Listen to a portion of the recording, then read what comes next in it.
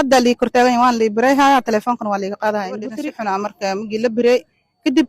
joodar in loo hoos dhigay jooradan la kor saaray oo baagi dharkii la dul saaray yaa lagu gubi gabadhiyo meed inka dili oo gabadha qabi oo ma aragtay axrad darre u dili oo dilayga ahay waxaa la yidhaha maxamed qaasan tifow nin kaloo walaalkiis ay kor taaganayna tiri markii oo taraabixdii laga soo baxay oo telefoonkan iga qaaday raxiim aniga aamina cabdinuur cabdiyaa lii dhahaa 40 sanaan ku jiraa gabar curudkayda ah liiga guursaday oo nin oday u soo horkacay oo nin ay isla dhasheen asiga guursaday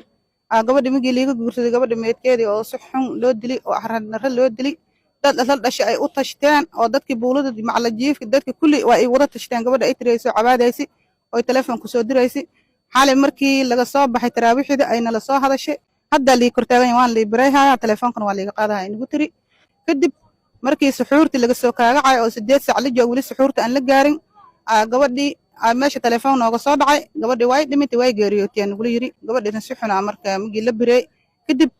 joodar in loo hoos dhigay jooradan la kor saaray oo baagi dharkii la dul saaray yaa lagu gubi gabadhiyo meed inka dili oo gabadha qabi oo ma aragtay axrad darre u dili oo dilayga ahay waxaa la yidhaha maxamed qaasan tifow nin kaloo walaalkiis ay kor taaganayna tiri markii oo taraabixdii laga soo baxay oo telefoonkan iga qaaday ma aragta asagana waxaa la dhahaa muuse tifow qaasan nin kale oo asagana casirka ila soo hadlay oo dib dambe gabadhan qaxootiga uma soo saameynaysa inaga ma aragtay dib dambe aduu aragtana looma baahna iri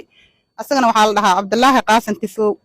reer tifow ay gabadhaas u dhimatay oo saddexdooda way ku tashteen axran darre ay u dileen nin oo isku cad yihiin ciddana waxaa la dhahaa shaba arag gees ahaan bixinsamaa la dhahaa nin macal cabdulaahi liirahay kusoo dul degeen oo iisoo horkacay asagaasaa ma aragtay gabadhay iisoo horkacay gabadhayda 4 qof ay u aasan tahay ciddii reer qaasan ay ma aragtaa ku maqan tahay axran darre ay u dileen waxaan u baahanahay laamaha ammaanka iyo ma aragtay intii i caawi karta gabadhayda inay ma aragtaa lii soo dhiciyo oo laamaha ammaanka ninkaas dilayga ee gacanta iigu soo dhigaan 3 nin oo ii tashatay gabadhayda waxaan rabaa si degdeg gurmad degdeg in lii siiyaan u baahanahay gabarta magaceedana waxaa la yidhaha gacalo aadan cabdi gabadha waxaa liiga guursaday soonka iyadoo ay ka dhiman tahay 6 beri gabadha waan galbi gabadha meesha migin galbi meesha weerar liigu geli karnaamo yaroo aniga bacan ku watin hata meesha liiga dhaqsaday waa lii soo caynay telefoon liigu soo caynay gabadhan telefoon lagu caay jiray maan aniga telefoon lii soo gali jiray igu soo caay jireen dumaashiyalka gabadha oo ninka qaba la dhashay marka dadkaas dilayaalkaas oo maqanti gabadhayda waxaan rabaa laamaha ammaanka gurmad degdeg in lii sii oo gabadhay xaqeeda liiga soo dhici waxay isoo wacday xalay markii taraabixida laga soo baxay hadda lii dul taagan yahay dib dambe iisuma arkayna hooyo telefoonkan waa liiga qaada rabaa nin cabdisho ay liirahana way wacday ninkan adeerkeeda maxamuud manuur oo liiraha oo isla jirna waa soo wacday 3 biyaajay soo wacday awada naf iyo ku dambeeshay tiri hadda ka dambe isma arkayna waa kan asagana oo igarab taagan meedkeeda kurkaas ay ka qalan tahay oo si eri ahaana loo qalay markii la qalay banaanka lagu qalay kadib bilaabahana banaankaas yeel ninka askariga bilaabaha haasta oo gabadha guriga meedkeeda ka soo saaray gabadha markii kurkaas laga qalay kadib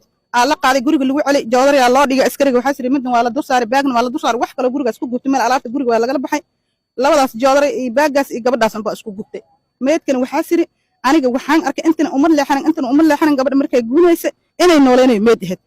gurigana waxaa siri musmaar yaraa saan ugu jiri maahan loo kuma jirin qofkaas markaas meesha ku gubnaa inay meed ahaayas cadday askariga